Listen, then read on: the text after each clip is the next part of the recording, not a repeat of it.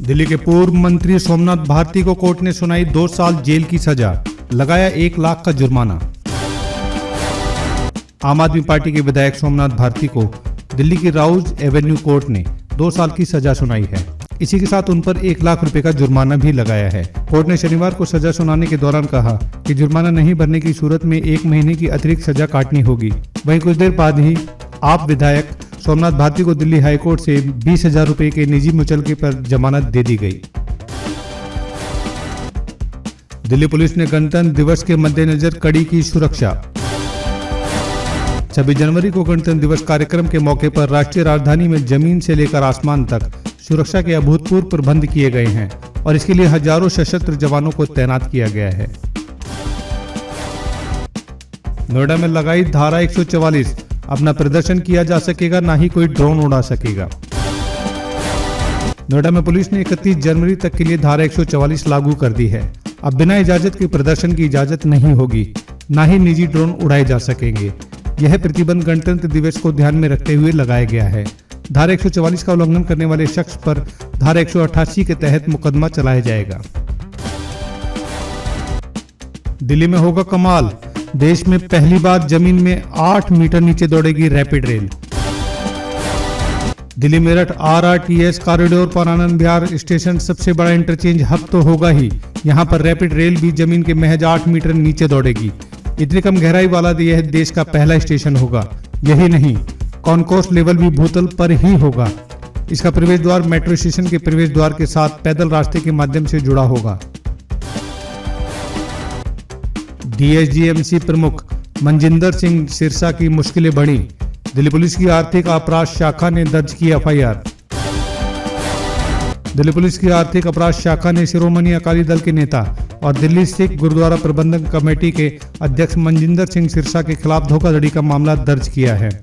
खबरों के मुताबिक दिल्ली की एक अदालत ने पिछले साल नवंबर में DSGMC के महासचिव के रूप में अपने कार्यकाल के दौरान धन की कथित हेराफेरी के मामले में सिरसा के खिलाफ EOW को FIR दर्ज करने का निर्देश दिया था। जय श्री राम के नारे से गुस्साई ममता बनर्जी, नाराज होकर PM के सामने बोलने से किया मना। नेताजी सुभाष चंद्र बोस की 125वीं जयंती के मौके पर आयोजित कार्यक्रम में जय श्री राम के नारे लगाए गए।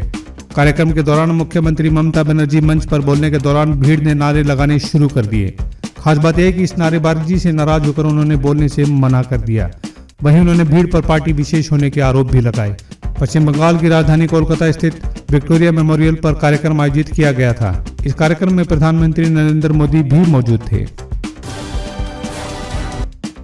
सिंधु बॉर्डर पर शूटर बताए गए, युवक का सनसनीखेज आरोप, कहा उन्होंने अगवा किया, फिर बोले जो हम कहें वो बोलना पड़ेगा। दिल्ली के सिंधु बॉर्डर पर किसानों की ओर से जिस शख्स को शूटर बताकर मीडिया के सामने पेश किया गया था, उसने पूछताछ में कई सनसनीखेज आरोप लगाए हैं।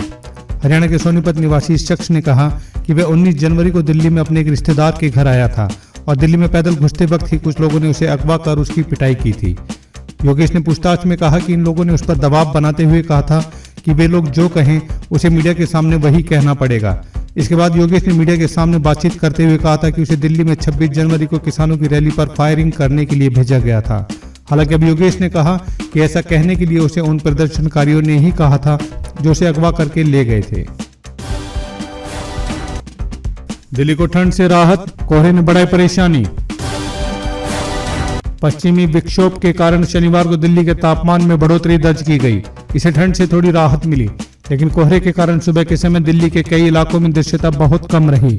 मौसम विभाग के अनुसार सोमवार को ठंड फिर बढ़ सकती है और न्यूनतम तापमान 4 डिग्री सेल्सियस तक पहुंच सकता है। 26 जनवरी को गणतंत्र दिवस के दिन भी दिल्ली में घना कोहरा व कड़ाके की ठंड पड़ने का अनुमान है। दिल्ली में शनिवार को न्यूनतम तापमान 8 डिग्री सेल्सियस दर्ज किया गया, जो सामान्य है। खबरें फटाफट और अन्य खबरों के लिए न्यूज़ 43 चैनल को अब भी सब्सक्राइब करें और बेल नोटिफिकेशन को ऑन करें ताकि आने वाली हमारी सभी न्यूज़ की सूचना आपके पास सबसे पहले पहुंचे।